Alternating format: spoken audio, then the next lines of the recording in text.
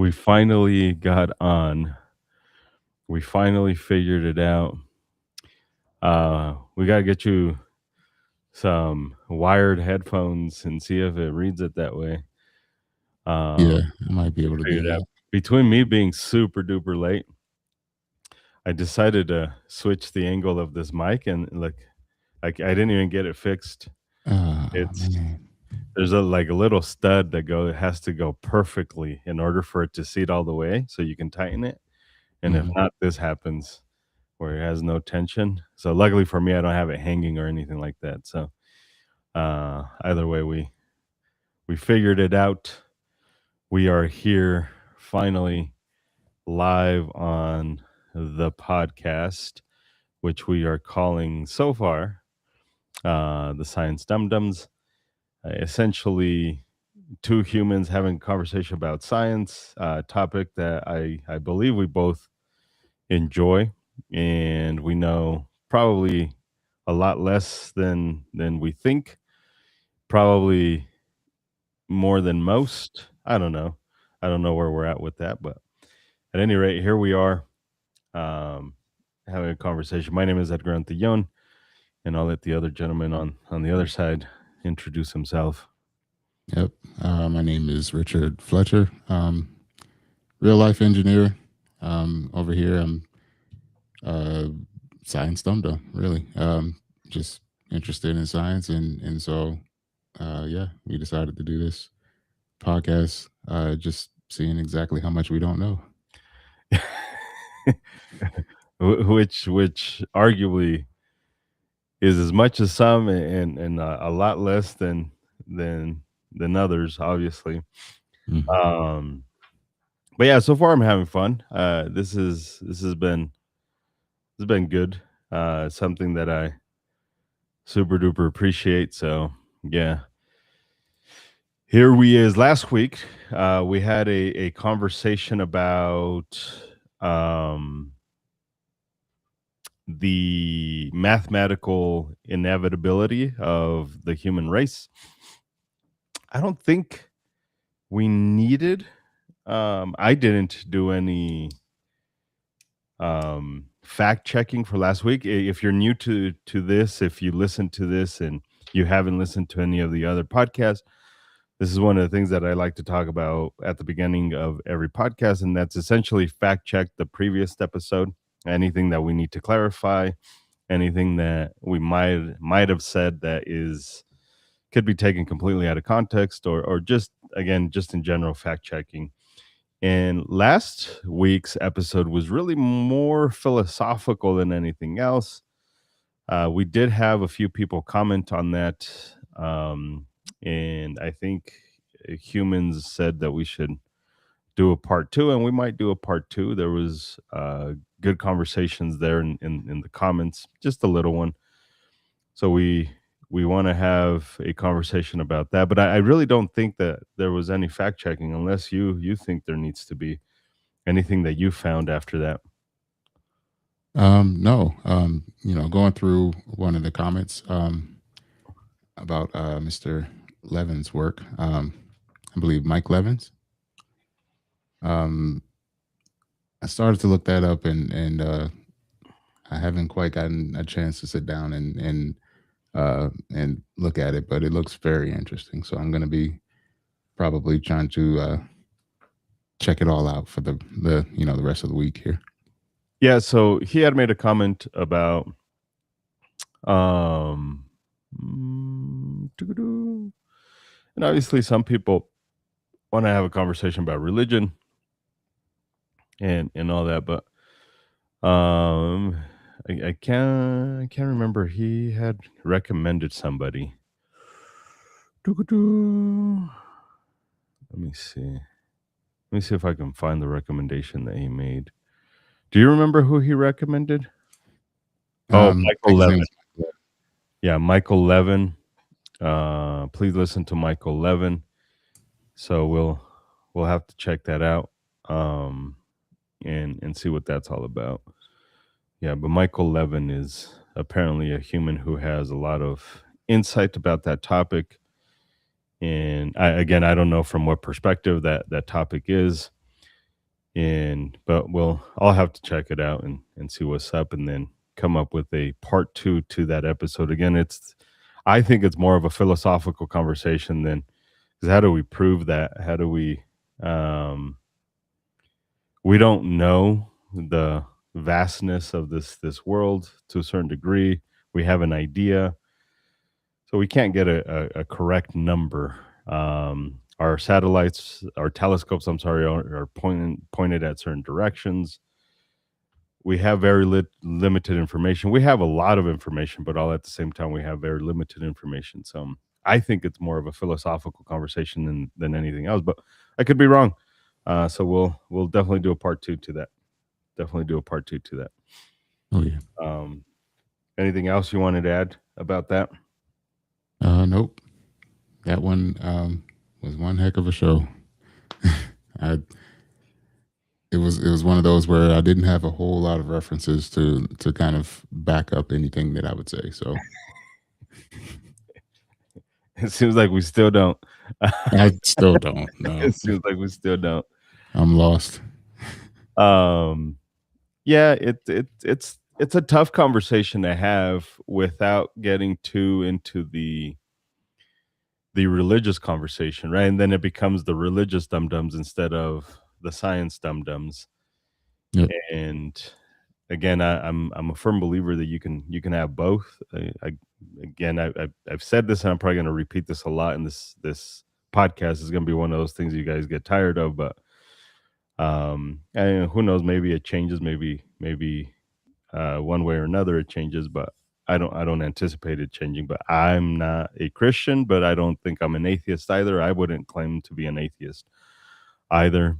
Um, and a lot of these things, I don't want to have a religious conversation about it. They overlap a little bit sometimes, but that's the tough thing about that conversation is when you say that we are a mathematical inevitable whatever, we're inevitable, as opposed to we were carefully crafted and thought of. Obviously it'll stir a lot of emotion from humans who believe we are a special being created by a god, a deity. And that's really not the conversation I want to have, because again, I do believe that you can have both. I genuinely do believe that you can have both, but we'll definitely do a part two. So even if it's just for our one homie, what was his name? Our one homie. I'd have to see the comment again. Oh, it's Repton. Repton 007. Is that is that? It's a hell of a name.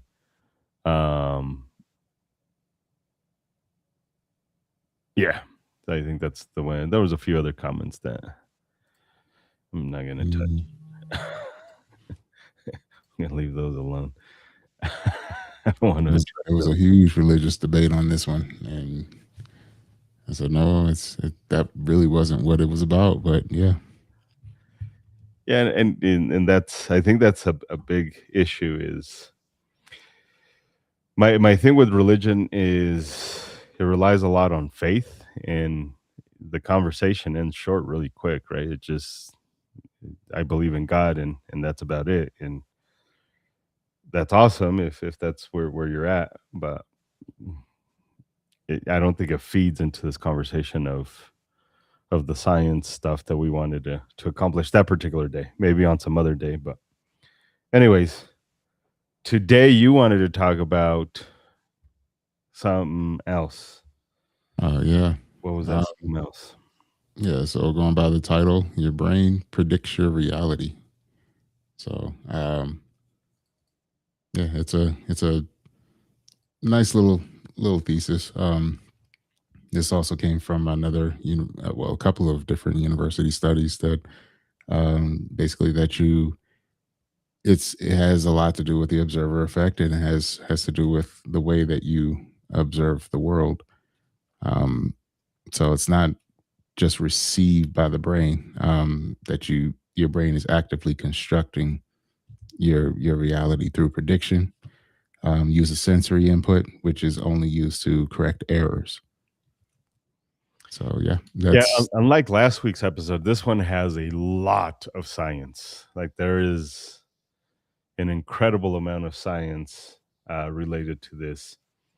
Um, I see a lot from this individual right here, Carl Friston. mhm. But yeah, there's a lot of information about Yeah, the free energy principle is uh where his name comes up. So the free energy principle. yes. Explain. Well, I mean that was his principle. That was where he's explaining exactly how the brain is a prediction machine. And basically it looks I mean, he's introducing predictive processing through of the brain.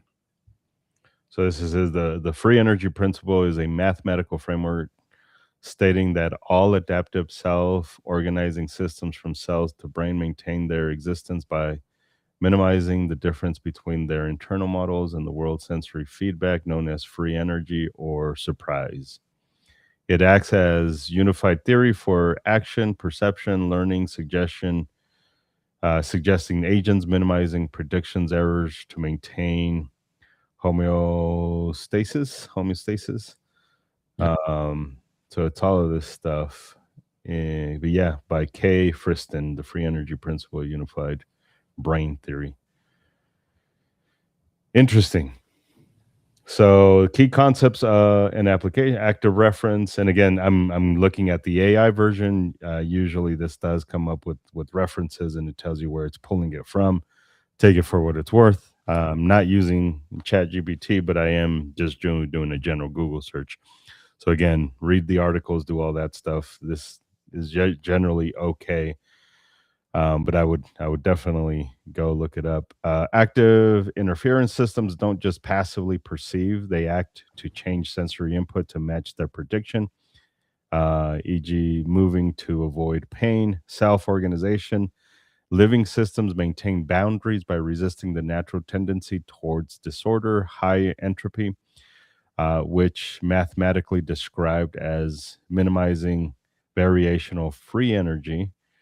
Bayesian mechanics, Bayesian brain mechanics. The brain behaves as an interference machine, constantly updating internal probabilistic models of the world to maximize model evidence. Information psychics or physics, sorry, not psychics, physics. That'd be fucked. Information physics, FEP, posits that coupled systems, agents, and environments will appear to track or model each other over time. Fascinating. Oh yes. So, right now you think you're seeing the world clearly. Just what you see in front of you. Basically your brain has already predicted what you're about to see, even before the light hits your eyes. So that's what the principle is basically saying. Yeah, and I think this is where a lot of humans confuse this idea that and I see this a lot where people think, well, reality isn't real. This is all fake. This is all made up. And this is one of them. Is there is evidence that your brain is predicting what's about to happen, but it's only and sometimes not correct. By the way, sometimes it does it wrong. Like sometimes it's not well. That's Uh, usually 100% of the time. That's it's well, I mean, the whole thing about this is that it's using your sensory input to correct in real time. So it's predicting, it's going to get things wrong. Um, your sense of sight, your sense of smell is what it uses to correct, what's wrong. So yeah. that's the input that you're actually getting is the corrected version of it. On the other podcast that I do, the Guns for Everyone podcast, we had this conversation about humans being horrible at risk assessment, threat assessment. We're horrible at risk assessment, and a big part of it is that your brain is gravitates towards the rare because it's more dramatic. It's more um even though it's more rare, like we the the example we would give in that particular context is, a lot of humans are okay with driving, but a lot of those, if you would take a certain population portion of those that are okay with driving, a big chunk of those are actually afraid of flying Mm. because well, a plane accident is pretty traumatic. They play it on the news a lot more, even though there's, mathematically speaking, there's more car accidents than there are airplane crashes. Right. They're just not as dramatic. They're just not as traumatic as a car accident. So the crash that just happened, was it at JFK, with the plane and that Yeah. cart? I mean, that Wasn't it shit. like an emergency vehicle? I don't remember if it was, or if it was something. There was a vehicle and a plane that crashed, Yeah. and that's everywhere. That's all over the news. Meanwhile, um, thousands of car crashes happened all over the United States at the exact same time, not reported, didn't make the news. So it's significantly more traumatic. That's going to be stored in your brain, right? Like, that is stored in your brain when it starts to predict patterns, and it starts to predict probability, and it starts to predict all of that stuff. The thing is that your brain is designed for survival, and it's fucking horrible at all of that stuff. It usually goes towards the overreaction instead of a proper reaction to what's happening. Correct. Yeah, so it's such a weird thing that it's using a lot of information that your brain is absorbing to try and predict what's going to happen in the future, but it's bad at it. Like, Yeah. it's not amazing at it. So the simplest way to put it is your brain basically will build a model of the world, and then it sends all the predictions downward through your body. Your sensory input, all your five senses, comes up as comes up with error signals, and then the brain just basically only updates itself when it's wrong. So that's that's about it. If it's right, this it's not changing anything. Yeah, But that's interesting because there is a lot of times when I am, and maybe it's not the same thing, but I we humans get this a lot where we go and eat something. Oh, my wife and myself and her grandpa and two of my daughters, we went to out to eat on Saturday. And my Mhm. wife was really craving a particular dish. My daughter got it, she didn't get it. And my wife's brain was like, "This is the way it's gonna be, and like, it's gonna smell good." And the dish came out, and shit was not it. Like, that's not what. But in her brain, it was already like fucking tasting it. It was already predicting what this dish was going to be, and she was wrong. she, she was wrong. Oh man. So, yeah, it's super fascinating. I'm gonna try and find like an image of how it potentially happens. Um, So you've heard of the rubber hand illusion? yeah, yeah, yeah, Yeah, so this was an experiment that basically tells you exactly how this works. You have a fake hand.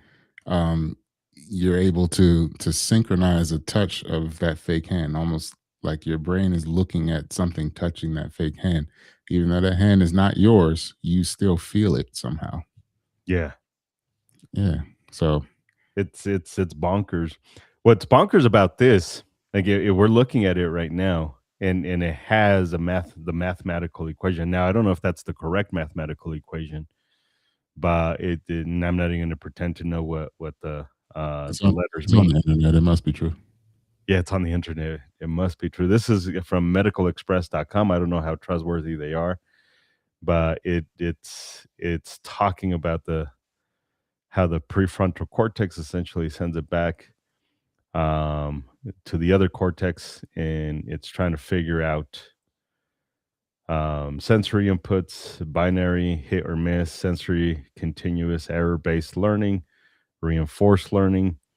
um, hypothesis or belief, prior knowledge about it's the internal, and then, this is interesting.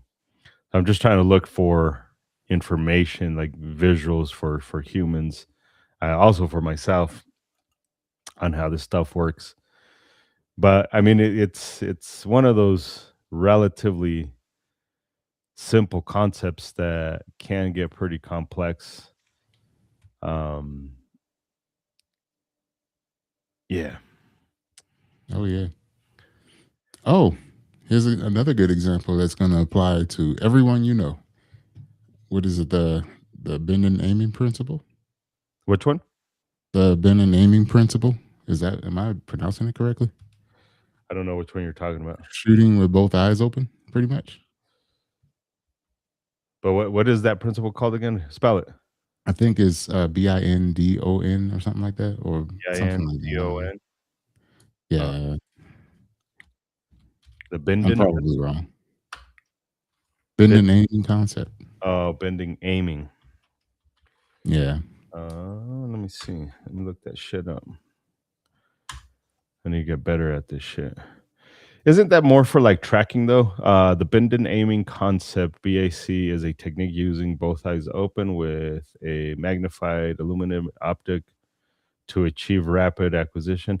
Yeah, but I don't think this is the same thing, because we would argue, um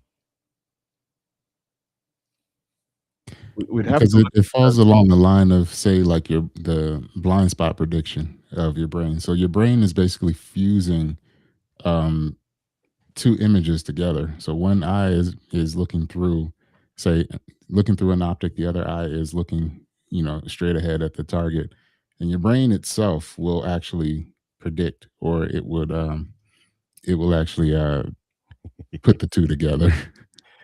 Yeah, I kept hearing Ben and Amy concept. Mm. So I think the argument against that though, so if we're talking about shooting and stuff like that, is there's a lot of science that disproves this. Um this is well, So taking it as its basic um, correct. concept is basically that you never really see the raw data. So you're not going to see the input from your left eye versus the input versus your for your right eye. You're only going to see the completed guess. So your brain has already filled in everything um, that you're supposed to be looking at, rather than separately. You're not looking at your left eye and your right eye separately. You're looking at the entire concept. Yeah, and I think that's a big problem with trying to tie this in with this. If you look at it from a neurological perspective, so if you look at, if I put my finger in front at a certain distance, it's not a big deal. But Yeah. this finger, whether we like it or not, is only aligned to one eye. So if you're trying to use a scope, if you're trying to use sights in a bow and arrow type situation, whatever, you're really only using one eye. You're not using two eyes. Now your brain may be trying to fill it in, and people may call it using both eyes. And this is going to be interesting trying to fact check this, but we've done a lot of studies in the self defense world, science stuff. And if you talk to the neuroscientists, even the neuroscientists will tell you that you're only using one eye. You're not using two eyes. Your Mm. blind spots are more towards the The center. towards the center, and your brain does try, because of predicting modeling, does try to fill in the blanks. So I think this is where the confusion is with a lot of humans, are like, you can use both eyes open to with scopes, with sights, with, like, well, you can, but you're still only using one eye. Only one eye is actually being useful to you, and if you close one eye, you're actually helping your brain. Mhm. Oh, ignore all of that crap. And this might be an argument for that, right? Because predictive modeling is many times incorrect. Yeah. If you shut that shit off, now you're only seeing what is actually there instead of your brain trying to fill in what's not there.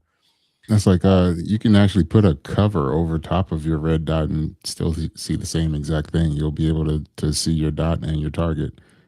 That's your brain actually filling that in for you. You don't actually have to see it out of that eye. Um, Explain that one again. So there's an exercise where some people will actually cover the optic. So if you have a red dot, you know, and you're using the same bend and aiming concept, both eyes open, say uh, your left eye dominant. So you're looking through your optic through your left eye. You see your red dot. Even if you have the cover over the optic, and the only thing you can see is the dot shining, inside of the optic, your right eye will fill in everything else, or your brain will fill in everything that your left eye is not able to see. So if you're looking past the optic into the target, your brain is still going to be able to interface the dot onto the target the same way as if the cover is off. Yeah, but you're talking about covering the front of the optic, not the back of it. Right. Yeah. So Yeah. So you're still able to see the dot. You're Yeah. just not able to see through the glass of the optic. Yeah, I think the problem with that is the ghosting effect that would happen because of the two. You're still only using one eye. Mhm. Um, The so thing is, it's not the eye itself, or what the eye is able to see, because that's the raw data. It's what your brain is processing, and then the input that you're getting, that your brain is actually filling in, um, based off of just half of that raw data. yeah, let me bring this up because this happens a lot and you guys are welcome to study this.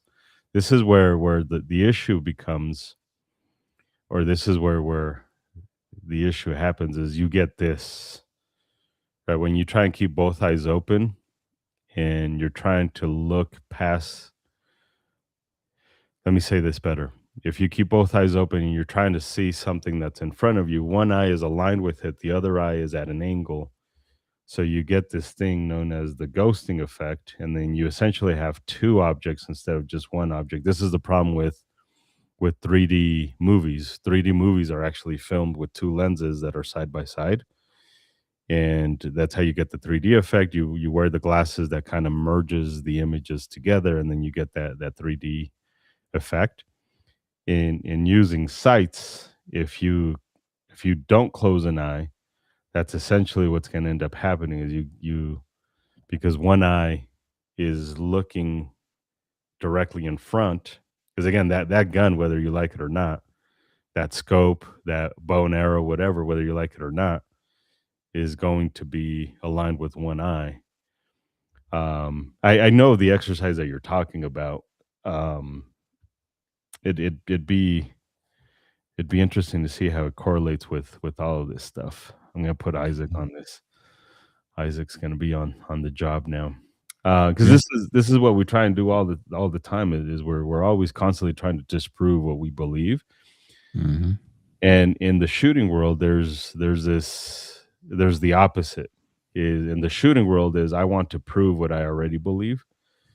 So there's a lot of so I'm just saying I'm cautious about saying that that's what's happening there with that because there is a lot of information bias and confirmation bias in the gun world, in the shooting sports in general, Yeah. is instead of disproving that stuff. So I'm cautious about saying I So do see this a lot though in shit that happens when preparing for self defense, right? Because of the way our brain tries to predict poorly, we again we prepare for the things that are not very probable and ignore the stuff that is pretty probable.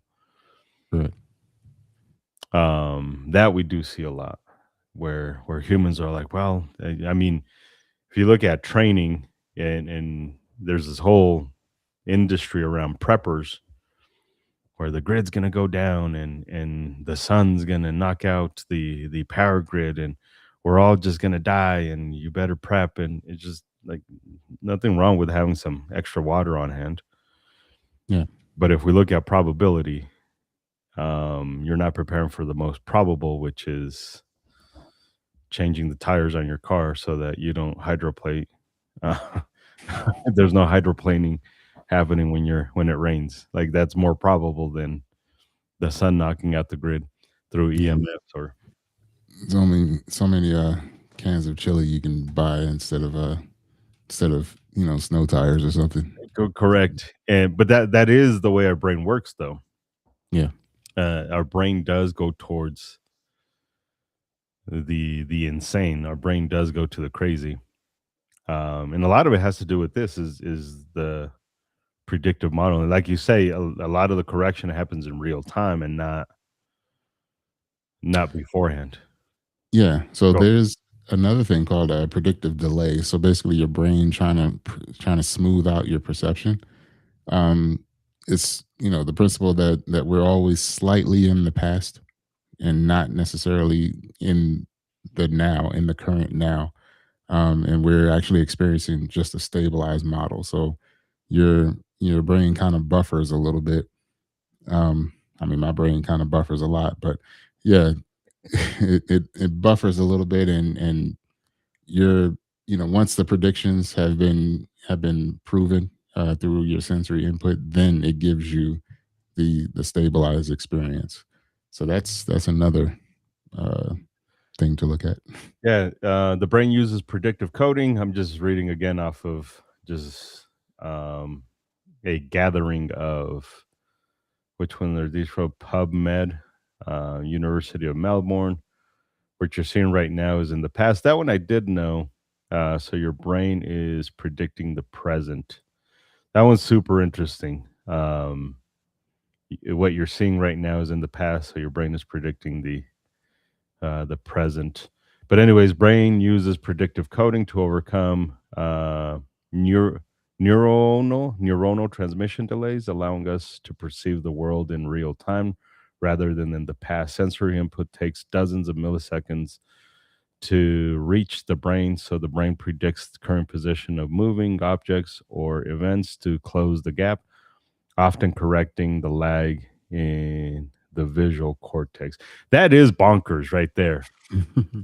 That is absolutely batshit crazy that the brain knows how to correct what we're feeling and what we're seeing so that we don't feel. I don't know if you've ever played a video game, but I've become addicted to playing video games as a way to play with my kids. I really started doing this. Obviously, I did it when I was younger. Wasn't a big gamer. Started doing it again, but um, and I'm not that huge into it. But I have started playing games, and there's a lot of times you play these games and there's a glitch, and Oh yeah. you move, but the moves you make happen fucking a second too later. There's that lag. Hmm. Um, and that sucks. That's basically what our brain. That's how we would experience life if our brain didn't adjust for that shit. Is we Correct. would move, but our eye wouldn't see it. Or no, yeah, that's actually the way it would work. Is we would move, but our eye would not see it till 10 milliseconds later. I'm just giving a bullshit number. Um, so there'd be a delay, and our brain is correcting for that shit. It knows I'm about to move my hand, so it's adjusting for that time, which is So now bad you've crazy that our brain knows how to do that. you've described being drunk. So that's that's pretty much it. Never. Well, recently I've never. I don't really drink. The last time you can say that I had consumed alcohol, like for reals, consumed alcoholic beverages. I was a teenager. Uh, Mhm. it's never been my thing, and never been my thing. So, all of the stuff. Even Go ahead. even on the ADHD angle, you know, attention and focus. You know, the whole thing about ADHD. We have a lot of people that are that I mean, they read some of my articles and they try to self-diagnose and all that stuff. I'm not a doctor, everyone. I'm just gonna let you know that right now because I get people in my DMs all the time. Like, oh, you've described me perfectly and I need medication. I can't prescribe you medication. Yeah. Sorry. So it's basically ADHD is your brain's still making those predictions, but with ADHD, it's all about which predictions get priority. So that's pretty much what it is. Um, so you might get distracted by something else that got priority over the other prediction. So your buffer may run a little bit longer because it's actually constantly recalibrating. Yeah.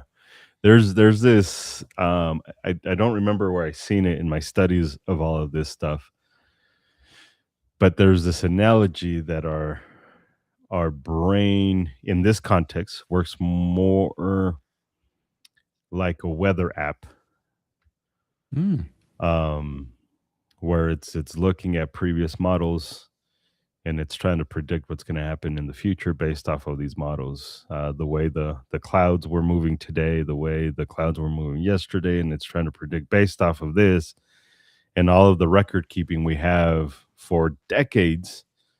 We can predict kind of okay um, how, but just like a weather app, many times it's wrong. There's been plenty of times where I send an email that says, "Oh, the time the weather's going to be like this," and then you show up that day and it's like the weather's not the way you said it was going to be. It's the temperature's a little bit different, the wind's a little bit more, it's a little bit less, but it is. But that's kind of how the brain works. It's more like a weather app. It stores a lot of information, good mm. or bad. It stores a lot of information and it tries to predict what's going to happen in the future. Um, and often it errs on the side of caution and fucks it all up. I mean, on Especially my at phone all pumps. the time, I get an alert that says the rain is going to stop in a few hours. I'm like, dude, it hasn't rained in weeks. What the heck are you talking about? Talking about there's no rain out here. Yeah, Uh, it hasn't rained. yeah. So yeah, it's pretty interesting. The brain is neuroscience is a fascinating thing, Yep. and this is one of these things where, and it also leads to a lot of pop science. It does lead a lot to this is not real. Your life is not real, and you see a lot of those headlines, and unfortunately, TikTok humans gravitate towards that, and they collect that information. They say, "Oh yeah, see, we live in the matrix." Like it's not living in the matrix. It's just your brain works in a very specific way, and Correct. this is part of what it does so that you don't die. Like it's the odd thing is that it pieces of your brain. If I read this correctly, pieces of your brain starts to kind of communicate with molecules other places, and they kind of sync in there. Again, this is just a high level general statement. It's not like my brain is telepathically sending information elsewhere. It's just we're just trying to predict each other, right? Just you see this in relationships where we're just trying to predict the next move. A lot I of want times you. wrong. I want you to look up a neuroscientist named Anil Seth. Is Anil. Hold on. Anil. Yep. Last name Seth. Seth. Yep. Se. Anil Seth. You're gonna laugh when you see this. British neoscientist. He looks like an airbender. He does. Um, Chickadoo. I've never seen those cartoons, but what am I looking for? um. Overview. Anil Kumar Seth is a British neuroscientist and professor of cognitive and computational neuroscience at the University of Sussex, a proponent of materialist explanations of consciousness. He is currently among the most cited scholars on the topic of neuroscience and cognitive science globally. Click that where it says people also ask. I think. Oh, right there. which one? The first one. The first one. Anil Seth's theory of consciousness proposes that our conscious experience is controlled hallucination. Oh shit. Generated by the brain. Rather than passively receiving reality, the brain acts as a prediction machine, constantly forecasting sensory inputs and um, updating these models based on error signals. Our perceptions, including self and brain simulations designed for survival. Yeah, but like if you, I'm positive if we were to look at what he's actually said, controlled hallucinations, perception is an inside out process. The brain is locked in a dark skull, predicting what is happening outside and adjusting to sensory evidence. I think this is the problem with science is we use words that people know, Hmm. even though that's not really what we mean by that stuff. I Yeah. fall for this shit a lot of the times too, where just like you get the headline, Hmm. really read the story, and it's like that's not what we don't really mean hallucination. Like you licked a toad, and that's the way it is. It's just a better way of explaining it. I haven't read his work, so I have to read his work now. So basically, to sum up what he's trying to say is us as individual humans are hallucinating all the time as individuals. And then when we agree, we just call it reality. So Yeah, but I that's don't all think it he is. really means like real hallucination. No, he's saying we're in our own delusion. Everybody everybody has their own story, and we live in our heads Yeah, but 100% of the time. And if you that's see the same thing that I see, then all of a sudden it's real.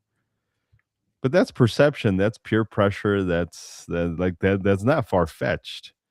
No. That's not far fetched. We see this a lot in classes. And a lot of the classes that we do is you can almost already see where the class is going to go.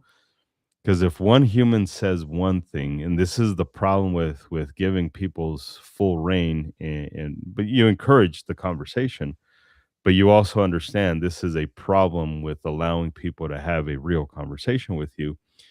Is um example at the end of our classes we do a debrief. We allow students to give us feedback, good, bad, ugly, indifferent, all of that. So give us feedback. And if one person says a negative thing, you will have people follow, and it's just like, well, I guess I'm gonna say negative things as well. And if people say positive things, then that's all they're gonna say is very rarely do you have one human say something positive and then somebody else say something negative. It's just like they all say the exact same similar things.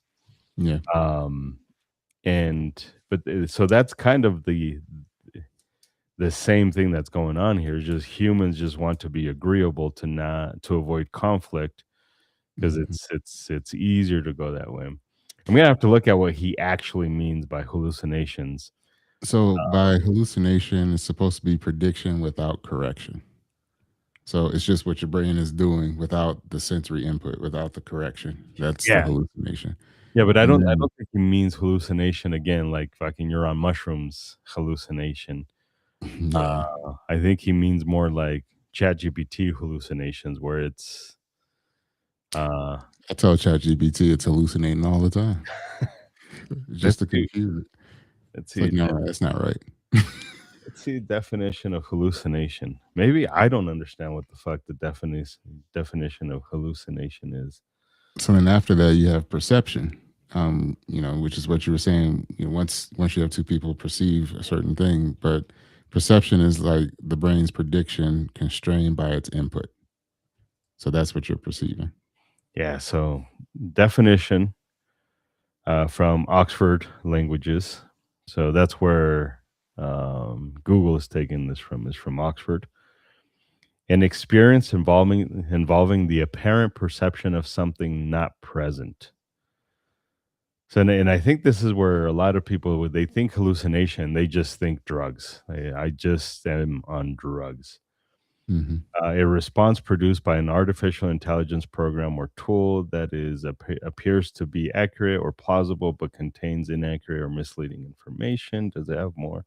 AKA ChatGPT. ChatGPT, yeah, for sure. Mm.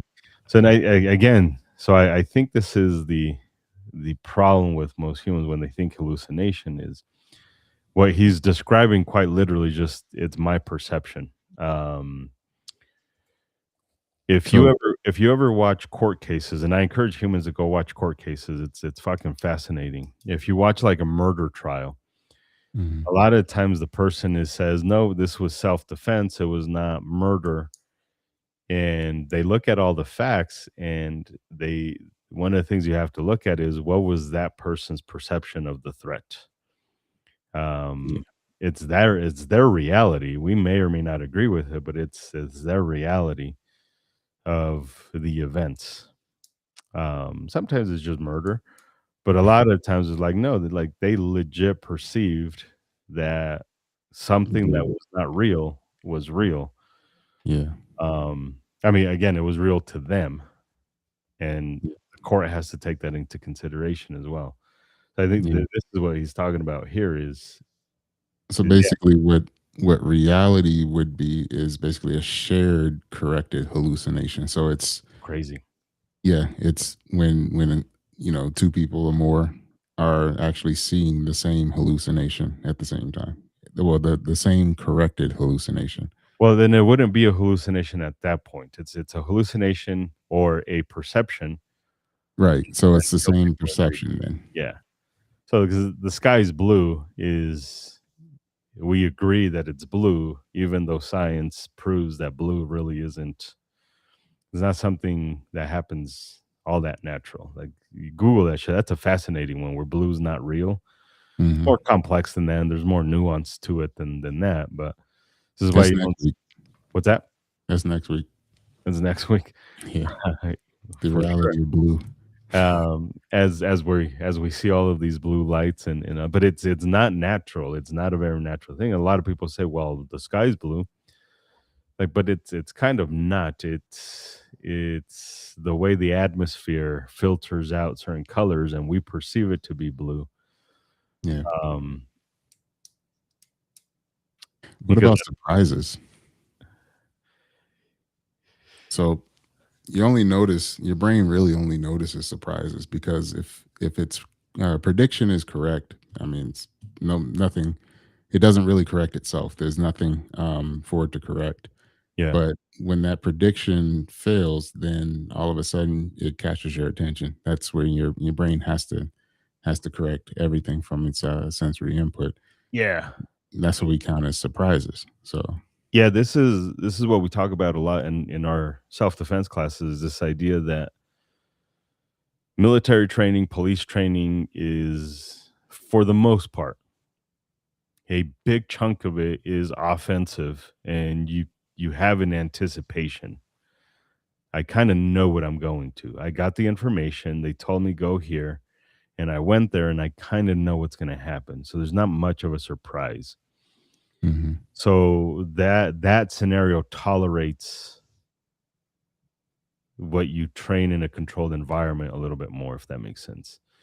Yeah, If it's you train to stand a certain way, to hold your posture a certain way, and you do it this way all the time, that is essentially you trying to predict what's going to happen in the future, when mhm. in reality you have no clue what's going to happen in the future. And then when you do get the surprise, it is more difficult for you to defend yourself because you did not train your brain to process information. You trained your brain to fight a very specific way out of context.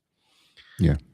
And It's hopefully that it's makes the sense. same. A very base level way to look at it is, can you feel the shirt that you're wearing until something in that shirt changes direction or something changes that makes you kind of feel the shirt. Otherwise, your brain just cuts it off. You don't really feel it, right? Yeah, until you feel the tag move and it starts poking you, and Yeah.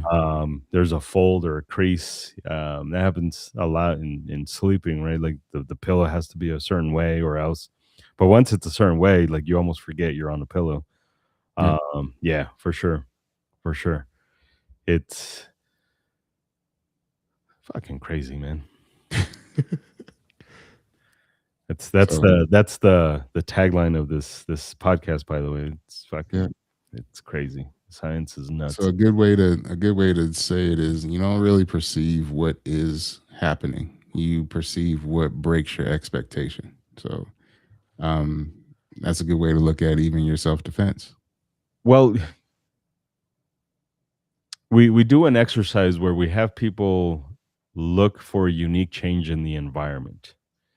Mm, And one of the biggest mistakes that learning instructors have is they try to do something outlandish, grabbing a gun and or charging at something or whatever, like being explosive.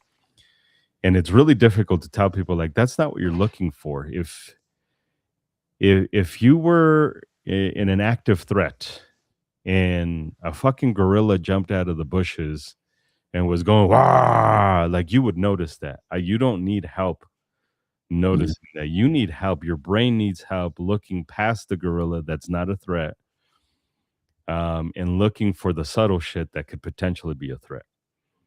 right. Like that's the problem with the human brain is I in a very chaotic situation, I don't want to look for the obvious. I want to look more for the subtle because the obvious is the obvious. Like if there's a person with a knife saying I'm going to kill you, that's obvious. Like, your brain is going to pay attention to that. Yeah, What it may not pay attention to is somebody holding a knife to the side,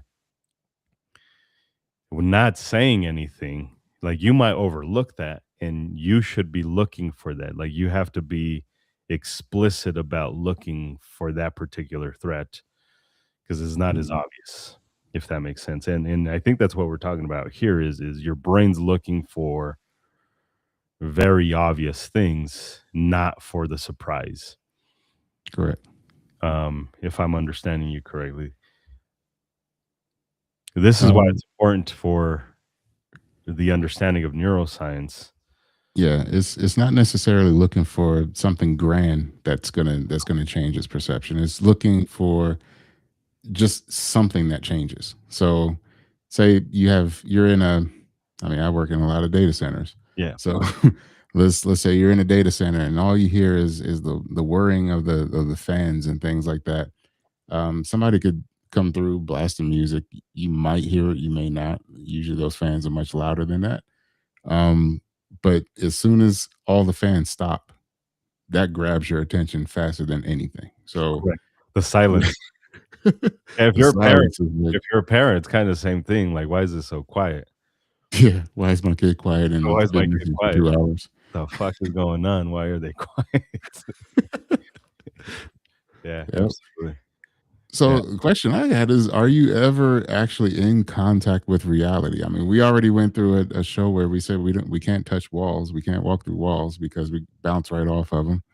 Um, or the pressure bounces off of them or something like that. The Something about electromagnetic yeah, repulsion. our electrons repel Yeah, walls.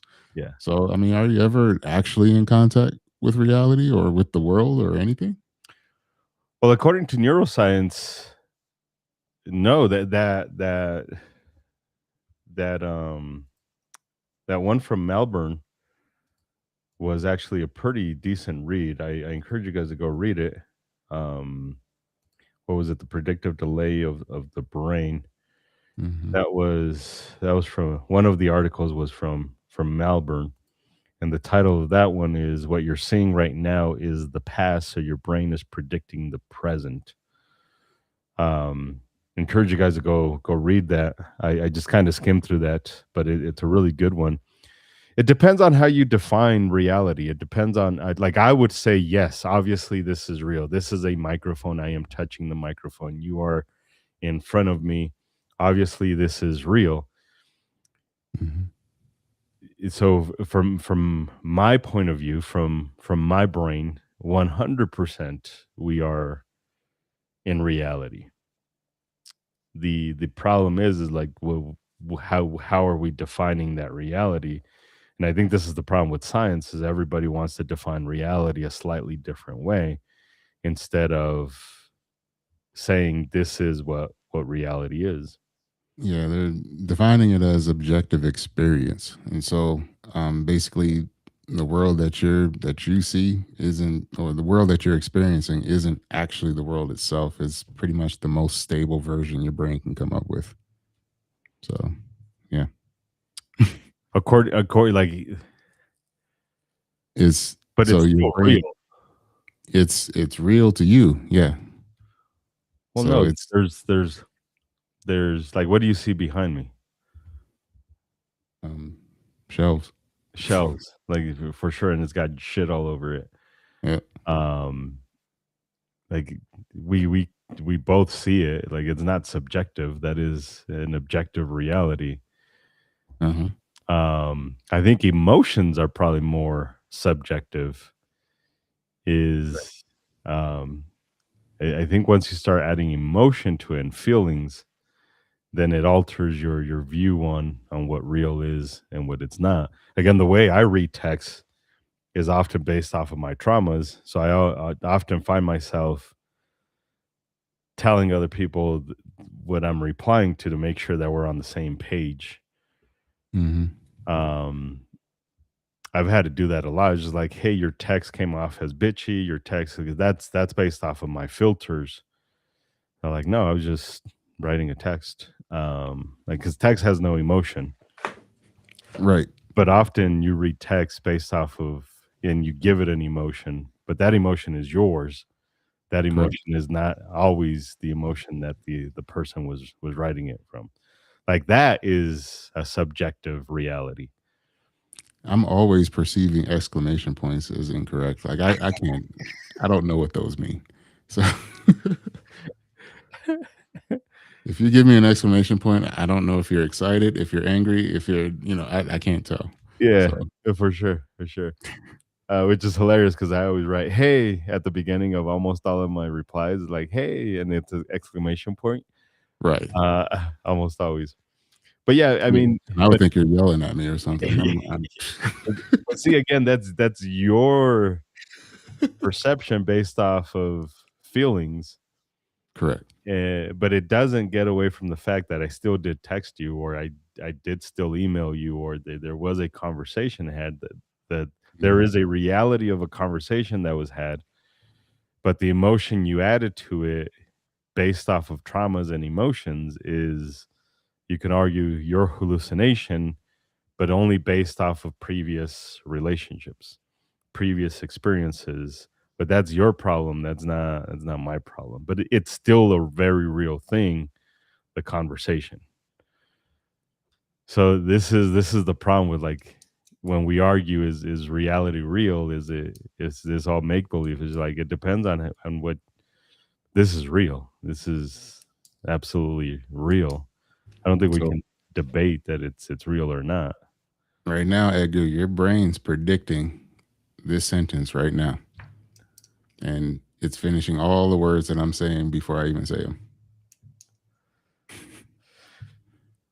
If it's good enough, you're never going to know the difference. Well, but as you're talking, I'm predicting it. Hmm.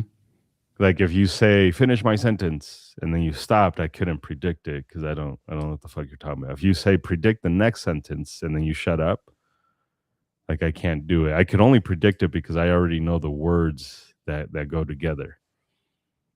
Well, I mean, according to what we're talking about here, your brain is buffering. So it's basically your brain is already ahead of you in predicting the words, but it corrects everything Yeah. before you actually perceive it. Before it goes to the prefrontal cortex and it makes logic out of it and all that stuff. Yeah. Yeah. We do that with reading and sometimes we do that very poorly. One of my biggest criticism about students is how they don't read the emails and they're like, I did read it. And they're like, well, read it to me again and we'll see where the disconnect was. And they read it and they're like, oh, yeah. Hmm. Like, see what happened was you skimmed through it, you read through it really fast, and your brain was trying to predict what it was going to say.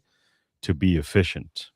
And this is the other thing is we can argue that your brain just wants to be efficient and use the least amount of resources as possible. Low So that, energy state. Yeah. yeah, for sure. Yeah. That was that model, right? That was yeah. Basically, your molecules are always looking for the lowest energy state in Yeah. order to survive. So We call that lazy, we call that whatever, but it is quite literally your brain just trying to be the most efficient that it possibly can. But yeah, you mm, did mention that had that one neuroscientist, free energy principle. Is that what you're talking about? yep. Or is this another one? No. Yeah. Well, free energy principle is it's going to be talking about the Oh, that's a different one. yeah Yeah. the way But your brain is always going to try to pick the most efficient route. right. But again, It aims for survival. that doesn't change what's real. It just changed you when you were reading it really fast. Your brain was trying to be efficient. It was filling in the gaps based off of what you know and what based off of what you understand. It was filling in the gaps, and a lot of times it's wrong, and then you have the instructor yelling at you for saying for not reading the emails correctly, Then and it then makes you use your senses, and you make have sure you to. use your senses and do all that stuff. But once we read it together, we're like, ah, yeah, that's what it means. Mhm. There's been plenty of times where we read the email together, and then I have to realize, we both agree what I said is we both agree on what I said, and but we both agree like, I could see how it gets misinterpreted by other humans Yeah. because of the way it's written. And but it's still the real though. It's still this is my argument with a lot of people who say reality is not real. Like it is. Oh man, I just had some deja vu going on here. Yeah. This is weird. I think I've had this conversation before. Oh, we've all had this conversation before. Yeah. We I think this is one of the big mysteries of the world, right? When you have this conversation about what's the purpose, is it all real? Like all of this is Mhm. batshit crazy. Like so we've Yeah. had everybody's had this conversation before on the insanity of how our brain works and the insanity on how the universe works. So your perception really isn't driven by input at all. It's actually driven by errors. So it's just your brain correcting what it thought was going to happen, or Well, your uh, perception to a certain degree is an error. well, it's the correction of the errors, right? I don't think so. I think I think your perception is the error. Oh, Like let's look that up because that's a interesting conversation. I think the prediction is the error, or your perception. I'm sorry, would be the error. Um, is perception? I'm gonna just fucking ask it. Is perception the error? Because I'm sure somebody's had this query before, hmm and this is what it says. Again, you were going to the top. I always caution people by going to the top and look shit up. It says perception is not necessarily an error itself, but rather a subjective inferential process that often leads to errors in judgments. This again, I'm sticking to my guns and saying that perception is the error. Um, yeah, maybe. yeah, for sure. We have to look it up. Um, but I mean, you can't say it's not the error itself, but it often leads to errors in judgment. So whatever. Uh, perception acts as a process of interference, not a direct capture of objective reality, making it prone to misinterpretation. I get it. I get it. Yeah. So the misinterpretation, yeah, bias. Bias. Yeah. So that's I think that's where the error is in perception. But I think perception is supposed to be the correction of the uh the errors that I mean, because your brain is already predicting and it'll likely predict every single scenario wrong once it gets input from from your senses, then it's running a corrective model, and that's what you actually perceive. Um, in that corrective model, there probably are biases that it's going to inject in there, and that's when you can probably perceive things incorrectly. Probably biases for sure. There's going to be biases. They're going to be chock full of biases. Oh yeah. Yeah, interesting stuff. So to recap, your brain, based off of previous information, for right or wrong, it's thinking ahead on what's about to happen. And as I touch things, as you stub your toe, as you burn your hand, as you get a brain freeze, it starts to correct. So like, nope, that shit was colder, hotter than what it was.